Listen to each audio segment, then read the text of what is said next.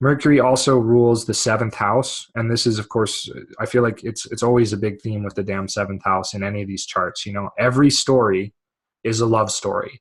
So it's no wonder why we always want to know about our love life with this stuff. Marriage and love life is so crucially important to the spirit and the soul, I think, in a way, because it's really, we in this realm we feel naturally inclined to be disconnected from ourselves and thus from others. And relationship and marriage and all that stuff, I mean, it's really companionship. It's really about companionship, and that's really, next to joy, that's like the purpose of existence. Existence is about joy and celebration of the divine, as in companionship, in tandem with others. Otherwise, there's no reason for unity to cease being in a state of unity and to throw on this veil of multiplicity. There's no reason for it. So relationships is probably the most important thing in life in general, I think, even on spiritual levels too. And so, of course, we're going to keep finding it emphasized, I'm sure. So we've got two powerful significators of relationship in the 12th house. Mercury as the seventh lord and Venus as Venus, lo and behold. Venus is also ruling the 11th, which has to do with friendships. So another relationship house, and it also rules the house of enemies, open enemies.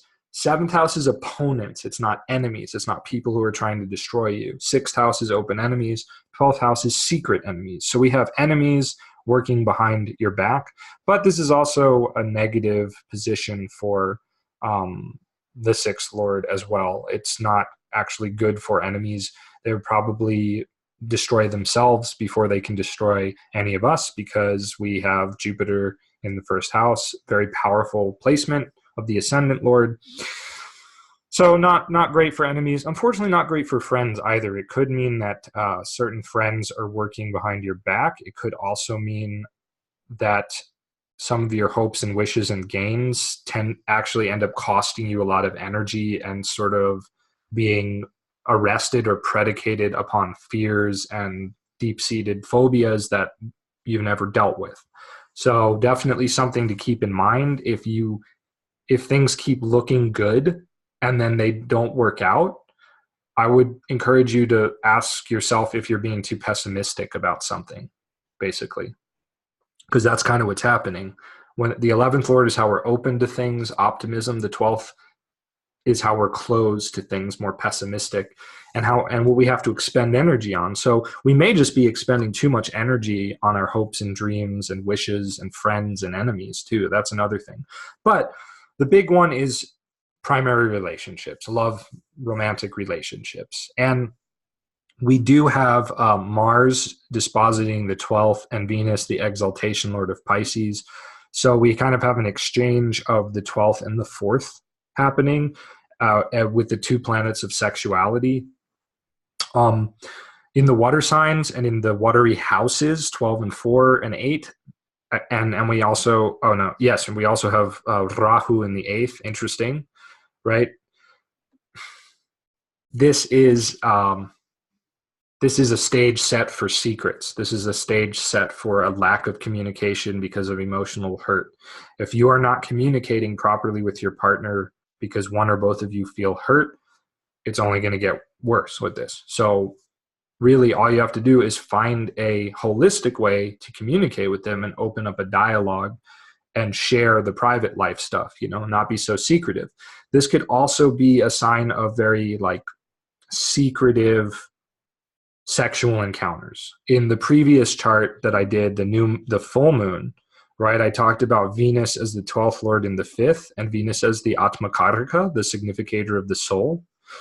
And I talked about that as being taking chances in pleasurable scenarios, getting lucky, engaging in, bacchanalia and that kind of a thing, but perhaps overdoing it to the point of it kind of becoming a major drain or creating some problems.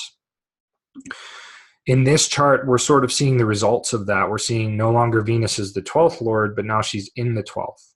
And so there's the potential for this kind of stuff to harm our peace of mind and our home life, and for secret affairs and secret sexual things going on. There may be a fear of sex. There may be a desire to control and manipulate sexually and whatnot. So I would encourage everyone to just be on the lookout for that and make sure you're not doing it as well, because sometimes we do stuff and we lie to ourselves about it. Venus is the Dharmakaraka, which is the significator of the spouse. It's got the lowest number of degrees of the 7 traditional planets. And Mercury is the Atmakaraka, the significator of the soul. So again, when those, I always try to look at those two in terms of this system, or I have of analyzing the moon charts, because that's the beginning and the end. And so we find that the beginning and the end are in the 12th house, and they're square by Antiscia, so they're powerfully joined together. So again, a lot of secret activities between you and a romantic partner, between you and your spouse, secrets going on. They're separated by quite a lot of degrees here, right? And so if this is us and this is our partner, and by us, I really just mean, honestly, those of you who are going to end up watching this video and hearing what I have to say, because that in itself is a form of divination, right? If you are drawn to watch my video or somebody else's, we're going to say slightly different things. We might emphasize different themes. We might catch things the other did not. And so that is a form of divination. So mainly those of you watching this, and then perhaps, again, other people who didn't watch it, who you know, or whatever, or who are just having themes like this already emphasized for them during this month or 2-week period or even year or whatever, right? So it's not going to apply to everyone equally, but it's like if this is you and this is your partner, you're separated by a wide gulf, and perhaps what brings you together is this Antiscia square thing, which is like a hidden tension, so to speak, a hidden tension happening. But there's a deep-seated connection emphasized here. So for those of you who meet somebody new, it could be a very powerful magnetic attraction. You might be throwing yourself at one another, trying to sacrifice yourself to one another in sort of like a blissful, hedonistic, almost like satanic way or something, to get a little Hollywood about it. It's a strange one, you know, because there's this hidden relationship that's based more on conflict and even guilt and regret than there may be about openness and true love. So this is a time to really, really reflect on what's important and whatnot. And honestly, while Venus may be trying to catch up to Mercury, Mercury's going to change signs soon. So somebody's had enough, right? You've perhaps had enough or something like that. Or because Mercury's the 7th lord as well,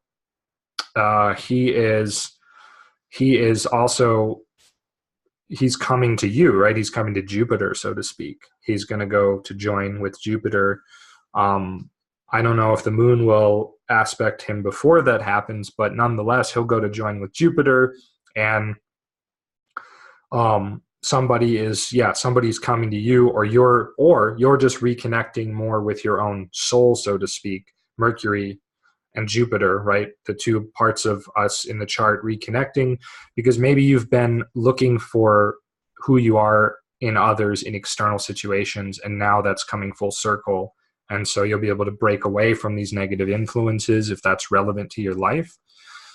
It could also mean also breaking away from these friends and enemies that may be this one and the same person as well. So that's another thing to consider. Saturn also is the exalted lord of the 11th house, so he precipitates gains through finances, like I've been saying earlier, so I just wanted to throw that in real quick. Let's take a look at the 12th parts again. Venus moves into Sagittarius by 12th part. She is at 2 degrees, so pretty early on, fairly near Jupiter. So again, that's actually a much bigger influence than we would normally see. It just reemphasizes this big influence of these love life themes, these desire themes that can sort of confuse us or obsess us, especially in this time period, that can betray us. Our feelings can definitely betray us in this period of time. Wow, K2, I think, is right on the sun and moon. Yeah, a degree away by 12th part. That's really significant. And equally as significant is that the North Node moves into the house of relationships, as does the sun and moon by 12th part. Again, huge emphasis on relationships, partnerships, opponents, and themes of even travel to a certain degree. 7th house is like where you're going towards. It's something that's visible but far away from you. So it's kind of like where you're headed by your actions and thoughts naturally. And then the 8th, of course, is what you have to deal with. So that's very fascinating to consider. And we'll get to the rest of the planets later.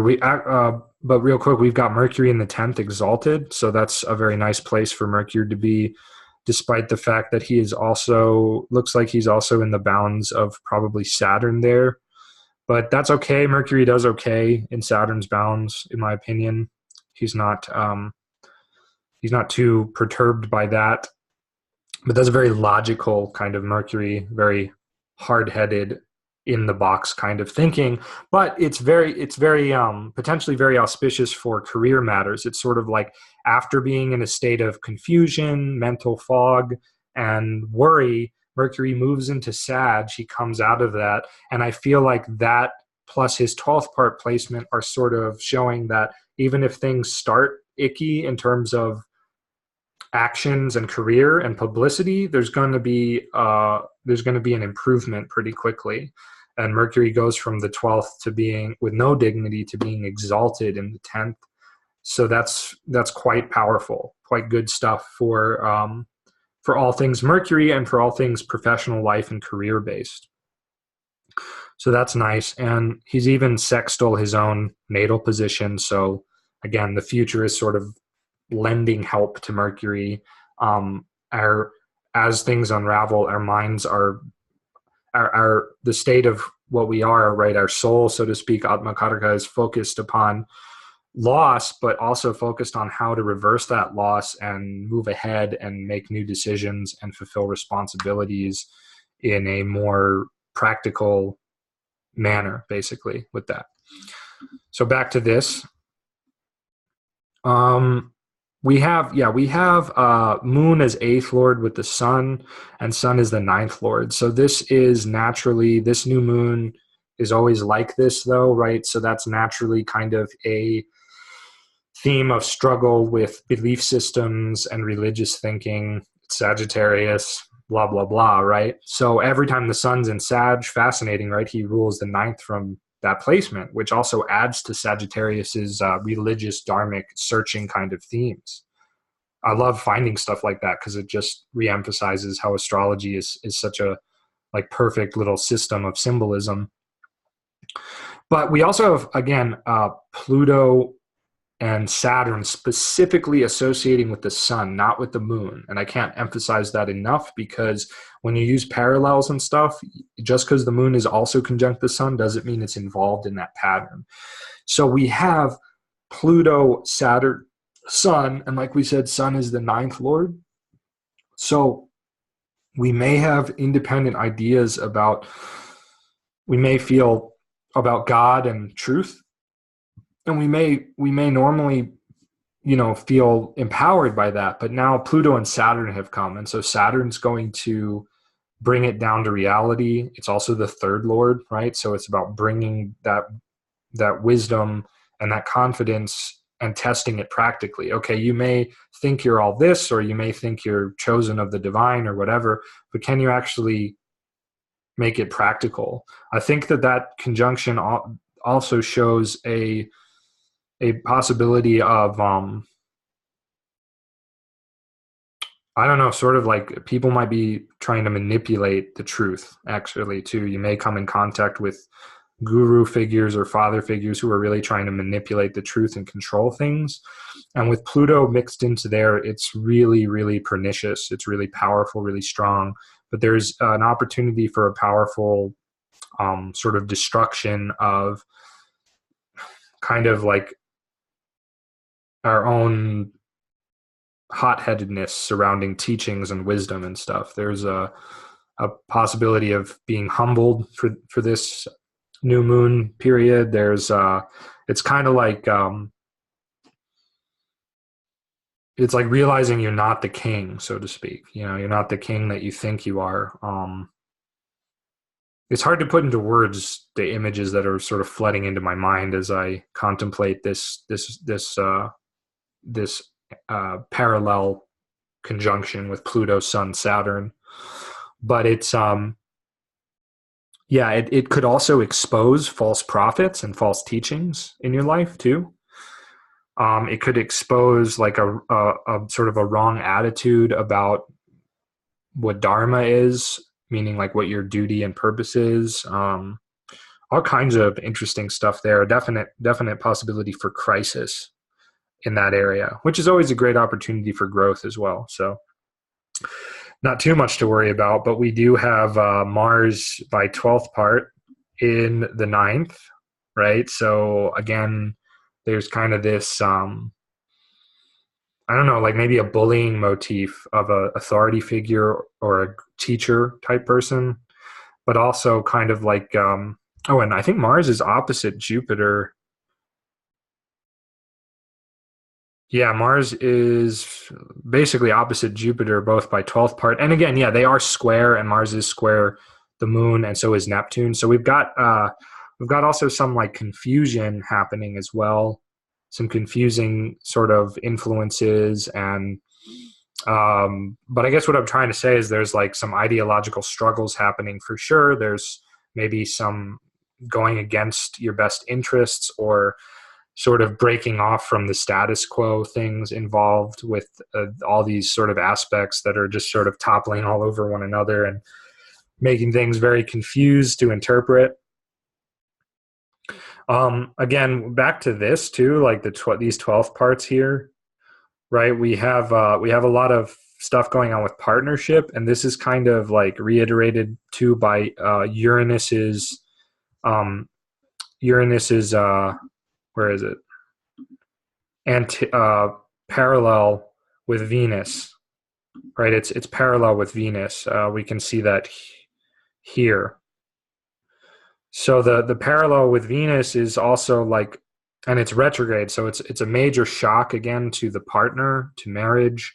It's a major revelation, secrets being revealed, suddenness of all kinds, suddenness that totally reorients your frame of mind, potentially surrounding your love life, your partner, and like the things you've been afraid of, secrets. It's a potentially great opportunity to just be more honest about what's been going on, and to maybe be more take some new risks that could open your mind sexually and with women, or if you are a woman, more about like getting into like a brand new way of recontextualizing what it means to be a woman for you, what that means as an identity or just a biological fact of existence. So challenging those kinds of things and sort of unnerving any unpacking, unnerving, unsticking any sort of like really stuck negative emotional patterns. But Mars with Neptune and, square the luminaries there in the first house, that can make a person really confused and overly idealistic and almost like a zealot for the wrong reasons or the wrong causes. It can make a person's actions easily influenced. So if there's a potential for your actions to be more easily influenced by your home life, especially because that's where Mars is.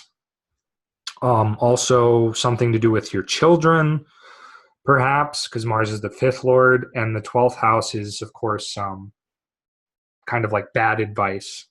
It's like it's hidden enemies, but it's almost like bad advice in this case, and maybe expenditures. Spending on things that just don't make sense, like rampantly spending, trying to like be blissed out, trying to like drown yourself in pleasures because of sorrow or confusion. It's kind of a maddening factor here that I think is just important to just basically mention.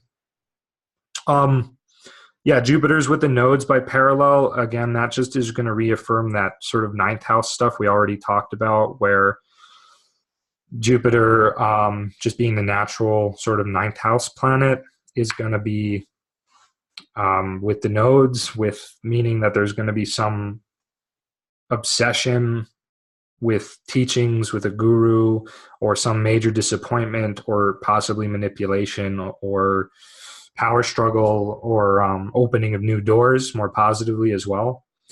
So I think that that's really mostly what I have to say about this chart. And are there any Raj Yogas happening real quick? I think that there is a Raj Yoga happening between Jupiter, Moon, and Sun. And that's quite powerful. And there is sort of a Raj Yoga by Mars, but it's interrupted by Saturn. And I think that that is pretty much it, unless, yeah, that's it. So Mars can potentially bring good luck and stuff with this Raj Yoga. I mean, it's well supported by its Lord, which is cool. You know, it's in a relatively good position, but the thing is the aspect from Saturn and the conjunction with Neptune kind of spoil the auspiciousness that can come from that Raj Yoga. And Raj Yogas are basically, they deal with greatness and glory and success and power and fame and good fortune. So it's kind of showing that good fortune from Mars may be spoiled by, which would be from, this would be from, like, on one level, like past karmas that were generating more auspicious karma, but on the other hand, it's also like our own sort of risk taking and ingenuity and creativity that can be potentially be spoiled by confusion from Neptune, and sort of like a rejection of the world with Neptune, kind of like a universalization of things in an attempt to make us like less egotistical in a sense, or that's sort of what it's about. And Saturn, which again is like the second house, but really the third house is sort of the spoiler. So it would come from worrying about finances and being too involved with like battles with siblings or with our desires, or having problems with our desires and our leisure and stuff like that. That could interfere with that greatness. And then Jupiter, Moon, and Sun is not interrupted. It's pretty strong Raj Yoga, all things considered. And so that is just generally strengthening for getting things done and reconnecting with ourselves, going within and following our instincts, and, you know, also kind of taking risks too, and just being more independent with the Sun. You know, Sun and Jupiter is like abundant faith and confidence, right? So there's a lot of potential for that too, if it doesn't get drowned out by some of the other factors I talked about. So I'm sure there's much and more I could say about this chart, like with every chart, but I think I've run out of good ideas. So with that, please hit like, subscribe, and please share this around. And of course, check out my website for individualized readings and offerings, and for some cool blog posts and info on the signs and all kinds of stuff that I've got on there. And check out my YouTube channel. I've just uploaded a video for each sign using tarot for the month of December. So it's like a horoscope for each sign, rising, sun, or moon. So please check that out and see what you think. I think you'll be pleasantly surprised by it. And otherwise, have an awesome new moon experience. Okay. See you next time. If I can make the video stop. Okay.